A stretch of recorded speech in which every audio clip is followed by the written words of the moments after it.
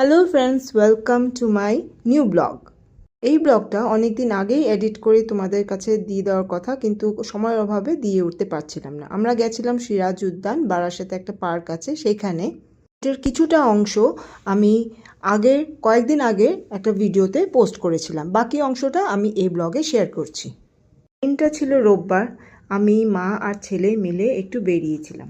আসলে মা তো একা একা থাকে, সে ঘুরতে খুব ভালোবাসে, কিন্তু তাকে নিয়ে না গেলে কিন্তু মার কোনোভাবেই কোথাও ঘোরা এখন সম্ভব হয় না। বয়স হয়েছে তো, সবসময় ভয় থাকে, আর আমরাও অ্যালাউ করি না। যখন বোন কোথাও যায় মাকে নিয়ে যাওয়ার চেষ্টা করে, আমিও যখন বেরোই কোথাও যাব তো মাকে নিয়ে প্ল্যান করি কি কোথাও বেরিয়ে আসি। মা যে খুব ঘুরতে ভালোবাসে, সেই জন্যই একটা রোববার মাকে ফোন করলাম কি মা আসো বারাসাতে, আমরা একসাথে একটু ঘুরতে বেরোই। কোথায় যাব কিছু প্ল্যান ছিল না, তো বারাসাতের কাছেই সিরাজ উদ্যান একটা পার্ক আছে, ওখানে চলে আসলাম। মা এখানে খুব ফুলগুলো বেশ উপভোগ করছে। এখানে দেখো গোলাপের বাগানগুলো কিন্তু খুব সুন্দর, আর ফুলগুলো একদম তাজা ঠাসা ঠাসা ফুল, খুব ভালো লাগছিল আমার। ফুল কার না ভালো লাগে বলো? আমার তো মনে হয় পৃথিবীতে এরকম কেউ নেই যে ফুল পছন্দ করে না। এই পার্কটার মাঝখানেই একটা জলাশয় রয়েছে, সাইড দিয়ে আবার ট্রেনের ট্র্যাকও রয়েছে।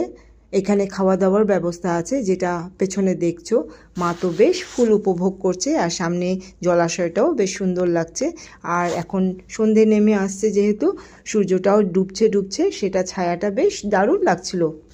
মাকে চারপাশটা একটু হাত ধরে ধরে ঘুরে ঘুরে দেখালাম, নানান রকম গল্প শেয়ার করলাম। প্রতিনিয়ত তো ফোনে সব গল্প হয় না, অনেক কিছু থেকে যায় যেটা মাকে পাশে পেলে বলতে ইচ্ছে করে। তারপরে কিছু স্ন্যাক্স নিয়ে এসেছিলো মা, আমরাও নিয়ে গেছিলাম, সবাই একটুখানি সাইডে বসে একটু এনজয় করলাম।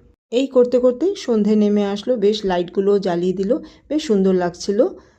তো তোমাদেরকে আমি দিনের বেলাও ভিউটা কেমন লাগছিল দেখালাম, আর রাত্রেবেলা লাইটটা জ্বালানোর পর একটু অন্যরকমই চেহারা হয়ে গেল এই গার্ডেনটার, সেটাও তোমাদের সাথে শেয়ার করলাম।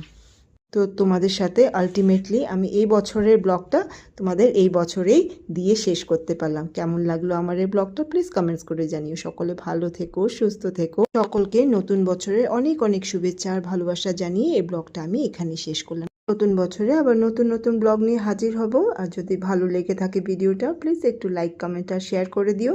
টাটা এখনের জন্য।